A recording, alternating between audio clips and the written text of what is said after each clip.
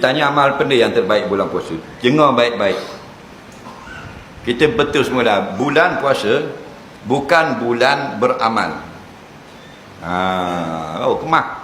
Bulan puasa bukan bulan sedekah. Bulan puasa bukan bulan baca Quran. Nampak? Bulan beramal bulan lain. Itu silap kita ni. Duk ingat bulan beramal bulan puasa. Bulan beramal bulan lain, sebelah bulan. Bulan puasa bukan bulan sedekah, bulan lain bulan sedekah. Bulan puasa bukan bulan baca Quran, bulan lain baca Quran. Dan bulan puasa bulan dia, bulan puasa bulan tambah amal.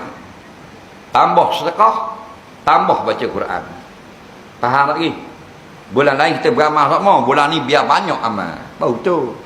Kalau tidak bulan puasa bulan beramal, bulan lain tak beramal. Faham lagi? Bulan puasa baca Quran, bulan lain je tak apa. Bulan ni yang bagi sejik, bulan lain duduk kat porong. Faham lagi? Itu salah.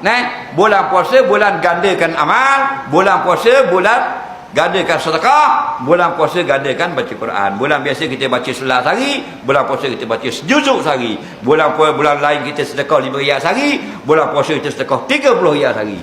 Bulan lain kita semayang 2 rakaat je tahajud, bulan puasa 30 rakaat tahajud.